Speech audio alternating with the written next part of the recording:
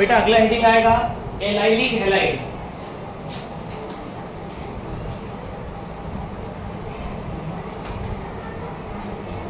Allylic halide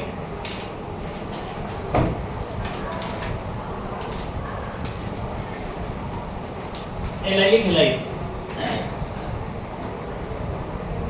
अब ये allylic halide होता क्या है, स्ट्रक्चर के आधार पे देखें, परिभाषा लिखेंगे आप लोग बाद में, फिर जो बनी हुई है जगह छोड़ दें, नया हेडिंग लिखे आप लोग एलाइलिक हैलाइड।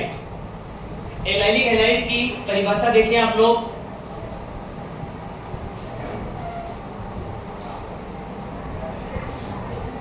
देखो बेटा इस प्रकार के हैलाइड में क्या होगा, इस प्रकार के हैलाइड में हेलोजन परमाणु एक ऐसे कार्बन के साथ जुड़ा होता है जिसमें sp3 संकरण पाया जाता है। एक हेलोजन परमाणु एक ऐसे कार्बन के साथ जुड़ा रहेगा जिसमें संकरण कौन सा होता है आपका sp3, और वह carbon atom CH2 double bond या C डबल बॉन्ड C, मतलब ऐसे कार्बन के साथ ये वाला कार्बन जुड़ा होगा जिसके पास क्या पाया जाता है डबल बॉन्ड। क्या पाया जाता है डबल बॉन्ड। ऐसे हैलाइड जिनमें हेलोजन परमाणु एक ऐसे कार्बन के साथ जुड़ा होता है जिसमें संकरण पाया जाता है कौन सा आपका sp3, और वो कार्बन परमाणु ऐसे कार्बन के साथ बंधित होता है जिसके पास क्या पाए जाते हैं डबल बॉन्ड, जिसके पास क्या पाए जाते हैं डबल बॉन्ड। तो इस प्रकार के जो हैलाइड है उन्हें कहा जाएगा एलाइलिक हैलाइड, उन्हें कहेंगे हम लोग एलाइलिक हैलाइड। समझे आप सभी, डायग्राम के अनुसार परिभाषा बनाना है सभी को। इसमें हेलोजन परमाणु का बंधन है एक ऐसे कार्बन के साथ जिसके पास क्या है संकरण आपका sp3, और वो कार्बन एक ऐसे कार्बन के साथ बंधित है जिसके पास क्या पाया जाता है डबल बॉन्ड, जिसके पास पाया जाता है डबल बॉन्ड। तो इस प्रकार की संरचना अगर होगी तो इसका नाम दिया जाएगा एलाइलिक हैलाइड, इसका नाम दिया जाएगा एलाइलिक हैलाइड। लिखो इन हैलाइडों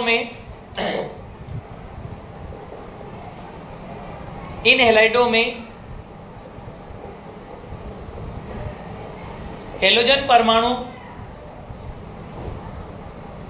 परमाणु sp3 संकरित कार्बन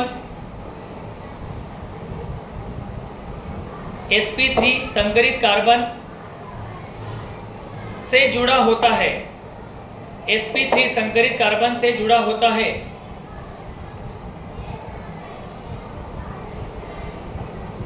कार्बन से जुड़ा होता है जो कार्बन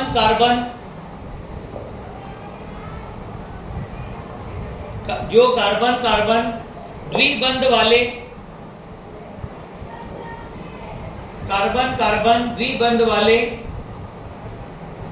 कार्बन परमाणु से जुड़ा रहता है।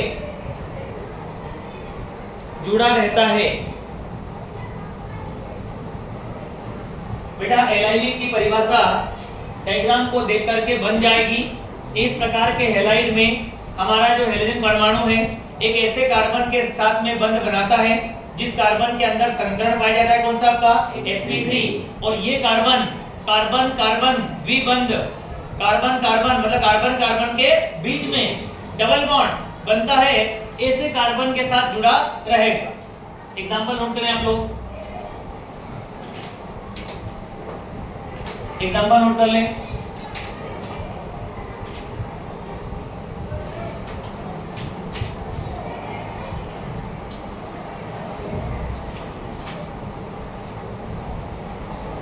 ये भी एलाइलिक है और ये भी एलाइलिक है क्योंकि जिसके पास X है वो कार्बन एक कार्बन से जुड़ा हुआ है जिसके पास डबल बॉन्ड है।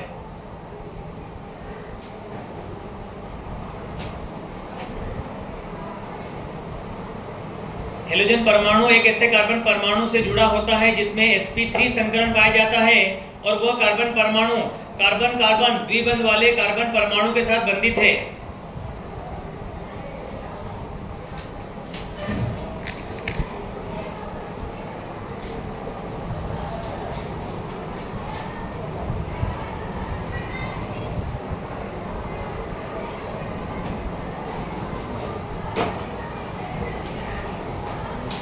एलाइलिक के बाद नंबर 2 पे आता है बेंजेलिक।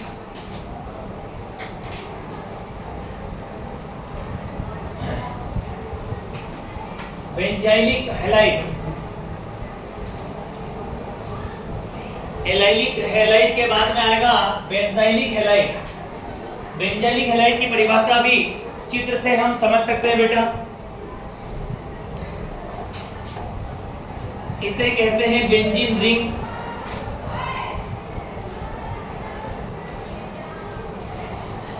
लिखने का काम खत्म कर दिया। बेंजाइलिक हैलाइड की परिभाषा समझना सब लोग। बेंजाइलिक हैलाइड में हम देखते हैं कि हैलोजन परमाणु एक ऐसे कार्बन परमाणु से जुड़ा होता है जिसमें संकरण sp3 पाया जाता है, और ये कार्बन परमाणु किससे जुड़ा हुआ है? बेंजीन रिंग से।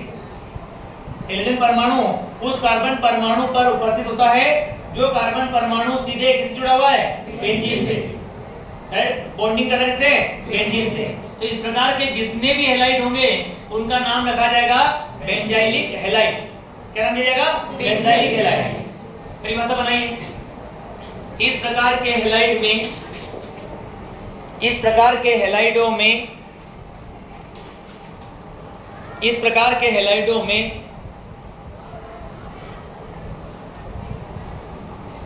हैलोजन परमाणु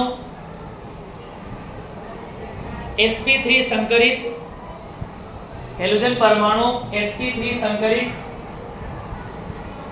sp3 संकरित कार्बन परमाणु से जुड़ा होता है। कार्बन परमाणु से जुड़ा होता है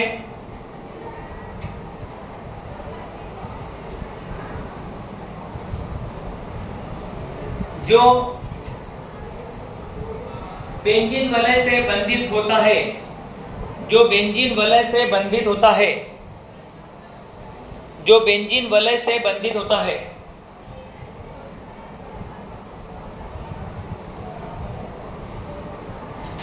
जो बेंजीन वलय से बंधित होता है। कैसे? ये लिया अपन ने बेंजीन रिंग, इसके साथ में कार्बन है, कार्बन के साथ जुड़ा हुआ है Cl, इसका नाम हो जाएगा बेंजाइल क्लोराइड। इसका नाम हो जाएगा बेंजाइल क्लोराइड। और ये प्राथमिक है बेटा, ये क्या आपका?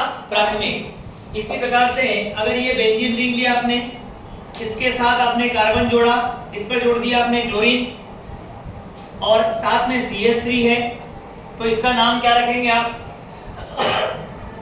ये द्वितीयक है, सेकेंडरी है, क्योंकि इस कार्बन के साथ एक कार्बन ऊपर है और एक कार्बन कहां पे है आपका? नीचे। इसका नाम कैसे पढ़ेंगे? तो नाम के लिए इसको बोलते हैं मेथिल, इसको बोलते हैं फेनिल। इसको क्या बोलते हैं हम लोग? मेथिल। इसको क्या बोलेंगे? फेनिल। इसका नाम हो जाएगा मेथिल, फिर आएगा फेनिल, और ये है methyl chloride.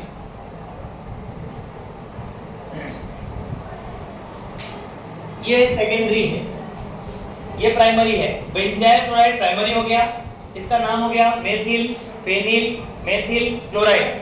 Methyl phenyl methyl chloride, methyl phenyl methyl chloride. तीसरा टर्सरी। टर्सरी की बात होगी तो कार्बन एटम जिस पर हैलोजन है वो 3 तरफ कार्बनों के साथ जुड़ा रहेगा, 3 तरफ कार्बनों के साथ जुड़ा रहेगा। अब यहाँ पर इस कंपाउंड का नाम कैसे रखेंगे? तो यहाँ पे CH3 कितने आ गए बेटा आपके? 2 आ गए। एक CH3 का नाम होता है मेथिल, 2 का नाम हो जाएगा डाई मेथिल। एक का होता है मेथिल, 2 का क्या जाएगा? Dimethyl. इसको पढ़ने का तरीका हो जाएगा डाई मेथिल, फिर आएगा फेनिल, फिर आएगा मेथिल, फिर आएगा क्लोराइड। इसका नाम दिया जाएगा डाई मेथिल, और फिर आएगा आपका फेनिल, और फिर आएगा वापस से कौन? Methyl chloride. इन तीनों में देखिए हैलोजन परमाणु उस कार्बन के साथ जुड़ा हुआ है जो कार्बन परमाणु डायरेक्ट बेंजीन रिंग के साथ बंधित होता है। यहाँ पर भी देखिए हैलोजन परमाणु जिस कार्बन से लगा हुआ है वो कार्बन बेंजीन के साथ बंधित है। यहाँ पर भी देखें क्लोरीन परमाणु जिस कार्बन पर है वो कार्बन डायरेक्ट कनेक्ट है आपका बेंजीन रिंग से। तो ऐसे हैलाइड जिसमें हैलोजन एक ऐसे कार्बन के साथ बंधित होता है जो कार्बन परमाणु डायरेक्ट बंध बनाता है जैसे बेंजीन से, और इसमें संकरण होता है sp3। संकरण क्या होगा? sp3। इस प्रकार के हैलाइड कहलाते हैं बेटा आपके बेंजाइल हैलाइड। उतारिए, ये बेंजाइल हैलाइड है।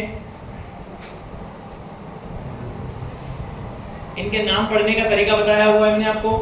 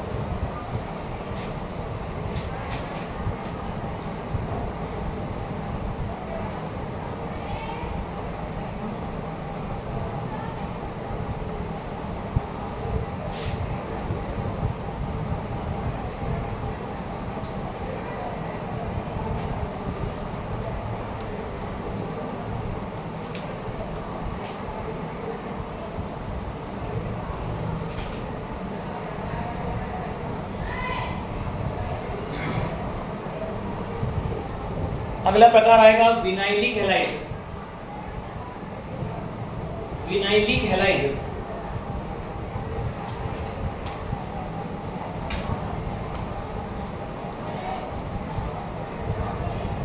विनाइलिक हैलाइड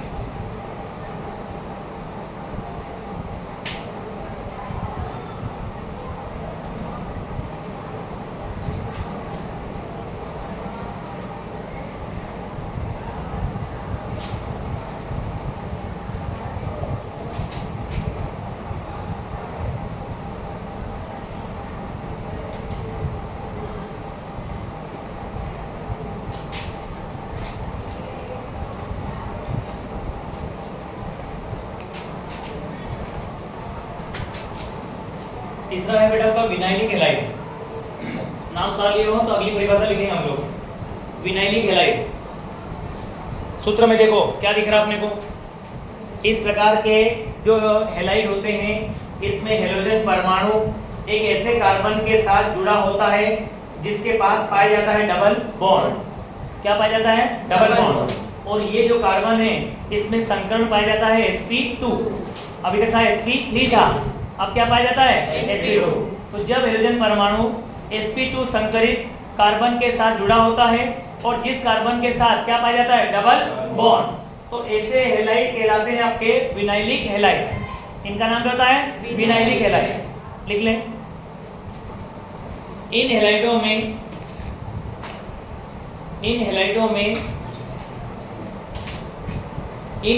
में हेलोजन परमाणु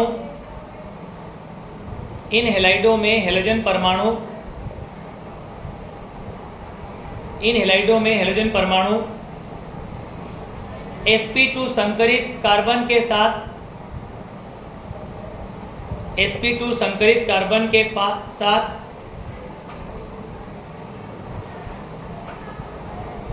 तथा कार्बन कार्बन द्विबंध, दो बार लिखेंगे, कार्बन कार्बन द्विबंध वाले कार्बन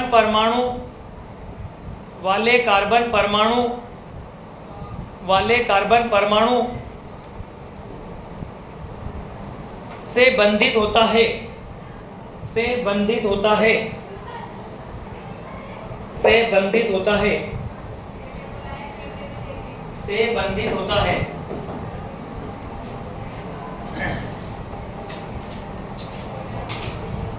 विनाइलिक हैलाइड अगर नाम लिखा हुआ है मतलब X को जोड़ना पड़ेगा आपको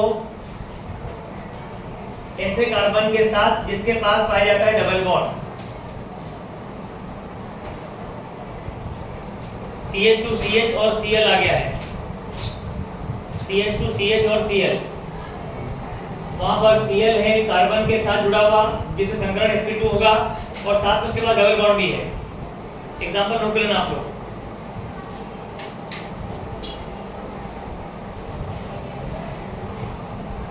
इसको विनाइल क्लोराइड बोल पढ़ेंगे बेटा, विनाइल क्लोराइड, इसका नाम लिख देना आप लोग, vinyl chloride, vinyl chloride.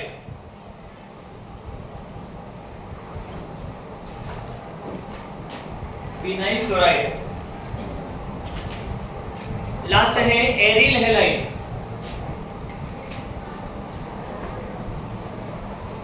Aryl halide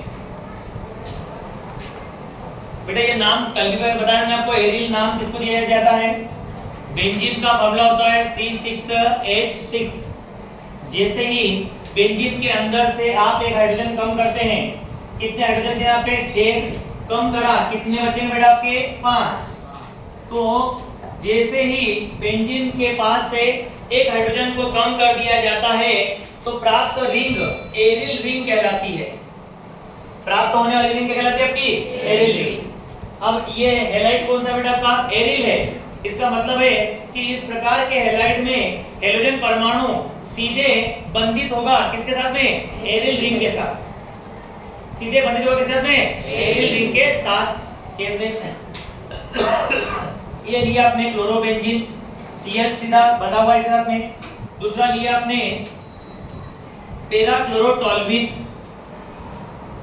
पैराक्लोरोटोल्यूइन, यहाँ क्लोरीन परमाणु सीधा बना हुआ है एरिल रिंग के साथ। ये दोनों एरिल हैलाइड के उदाहरण हो गए आपके। लिखो परिभाषा। इस प्रकार के हैलाइडों में, इस प्रकार के हैलाइडों में, इस प्रकार के हैलाइडों में हैलोजन परमाणु सीधे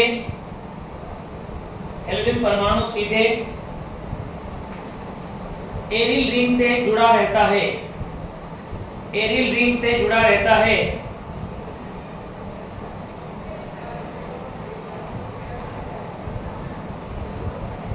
जिसका कार्बन परमाणु sp2 संकरित होता है। sp2 संकरित होता है। sp2 संकरित होता है। बेटा कई बार क्वेश्चन आए हुए हैं कि निम्न में कार्बन परमाणुओं में संकरण को समझाइए। निम्न में कार्बन परमाणु में उपस्थित संकरण को समझाइए। या कौन सा संकरण पाया जाएगा? कार्बन कितने पहले गिन लो आप? 1, फिर क्या गया यहाँ पे 2, फिर आ गया 3, 4, 5 और ये हो गए 6। 6 कार्बन परमाणुओं में संकरण कौन सा होगा बेटा? तो संकरण की पहचान बंध के आधार पर होती है। संकरण की पहचान बंध के आधार पर। जिस कार्बन के पास केवल सिंगल बॉन्ड होगा, जिस कार्बन के पास क्या होगा केवल आपका? सिंगल बॉन्ड, संतृप्त कार्बन कहेंगे इसको हम लोग। क्या कहेंगे आप लोग? संतृप्त कार्बन। और संतृप्त कार्बनों में हमेशा पाया जाएगा sp3 संकरण। क्या पाया जाएगा? sp3 संकरण। अब जिस कार्बन के पास डबल बॉन्ड है, जिसके पास क्या है? डबल बॉन्ड, उसमें संकरण पाया जाएगा बेटा आपका sp2। क्या पाया जाएगा? sp2। और जिस कार्बन के पास ट्रिपल बॉन्ड होता है उसमें संकरण पाया जाएगा आपका sp। क्या पाया जाएगा? sp। देखो यहाँ सिंगल बॉन्ड है, क्या पाया जाएगा इसमें? sp3। यहाँ सिंगल बॉन्ड है, क्या पाया जाएगा? sp3। यहाँ कौन सा बॉन्ड आ गया? ट्रिपल। क्या पाया जाएगा? sp। यहाँ पे क्या है? ट्रिपल। क्या पाया जाएगा? sp। यहाँ पे क्या है? डबल। क्या पाया जाएगा? sp। और यहाँ भी क्या है? डबल। क्या पाया जाएगा? sp। तो बंध की संख्या के आधार पर सीधे संकरण की पहचान कर सकते हैं हम लोग। संकरण की पहचान बंध की संख्या से होती है। सिंगल बॉन्ड है दोनों के बीच में, दोनों के पास में क्या पाया जाएगा? sp3 संकरण। यहाँ पर आप आए, कार्बन के पास क्या है बेटा? Triple bond. क्या पाया जाएगा आपका? sp। यहाँ पर कौन सा बॉन्ड है आपका? डबल। क्या है यहाँ पे? डबल। सिंगल तो है, साथ में क्या है? डबल। तो डबल को प्राथमिकता देंगे आप लोग। डबल है तो क्या पाया जाएगा आपका? sp2। फिर आप यहाँ गए, यहाँ भी क्या है? डबल। फिर क्या पाया जाएगा आपका? sp2। तो अभी हमारी बेंजीन रिंग है, इस रिंग के अंदर पाए जाते हैं अल्टरनेट सिंगल बॉन्ड और double bond, alternate single bond और डबल बॉन्ड। तो यहाँ भी डबल बॉन्ड है, यहाँ भी क्या है डबल बॉन्ड, यहाँ भी क्या है डबल बॉन्ड, यहाँ पे भी क्या है डबल बॉन्ड। हर कोने पर क्या पाया जाता है डबल बॉन्ड। इसलिए कार्बन का हर बेंजीन का हर कार्बन एटम sp2 संकरित होता है। तो जो एरिल हैलाइड है इसमें हाइड्रोजन परमाणु एरिल रिंग के साथ जुड़ा रहेगा और एरिल रिंग का हर कार्बन परमाणु sp2 संकरित होता है। ये तुम्हारे हो गए हैलाइडों के प्रकार, हैलाइडों के प्रकार। चलिए आगे लिखो, समावयवता, समावयवता। अगला हेडिंग आएगा बेटा समावयवता।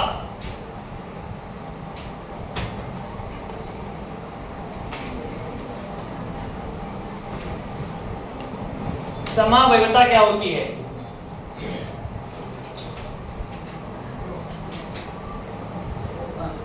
इसका अंग्रेजी नाम होता है आइसोमरिज्म। आइसोमरिज्म एक ऐसा शब्द है जो फिजिकल केमिस्ट्री में, इनऑर्गेनिक में और ऑर्गेनिक में तीनों में आ सकता है और तीनों में परिभाषा सेम रहेगी। कंपाउंड है एक ए नाम का, एक बी नाम का और एक है बेटा सी नाम। अब मैंने आपसे कहा इन तीनों यौगिकों के जो अणु सूत्र हैं वो अणु सूत्र समान है। ए बी सी तीन प्रकार के यौगिक आपने लिए और आपने कहा तीनों के अणु सूत्र कैसे हैं? एक समान। लेकिन इन तीनों की जो भौतिक गुण हैं, इन तीनों के जो रासायनिक गुण हैं और इन तीनों की जो संरचना है वो अलग अलग है भाई। एक ऐसा घटनाक्रम जिसमें दो या दो से ज्यादा यौगिकों के अणु सूत्र कैसे होते हैं? एक समान, किंतु इनके भौतिक रासायनिक गुण और संरचना कैसी होती है? अलग अलग। तो इस घटना का नाम होता है समावयवता।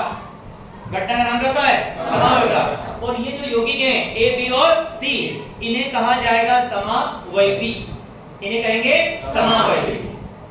तो समावयवता की परिभाषा चित्र के माध्यम से समझे आप लोग। जब दो या दो से अधिक यौगिकों के अणु सूत्र कैसे होते हैं? एक समान, किंतु इनके भौतिक और रासायनिक गुण तथा संरचना कैसे होती है? अलग अलग। तो इस परिघटना को क्या कहा जाता है? समावयवता। क्या कहेंगे इसको हम लोग? समावयवता। लिखो, जब दो या दो से अधिक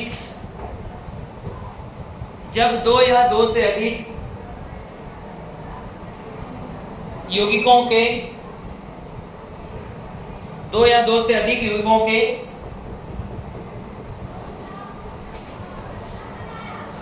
अणु सूत्र एक समान होते हैं, अणु सूत्र एक समान होते हैं, किंतु इनके भौतिक एवं रासायनिक गुण, इनके भौतिक एवं रासायनिक गुण, इनके भौतिक एवं रासायनिक गुण तथा संरचना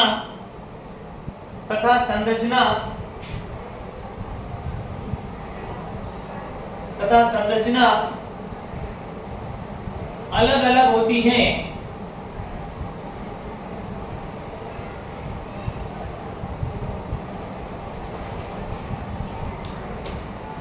संरचना अलग अलग होती है।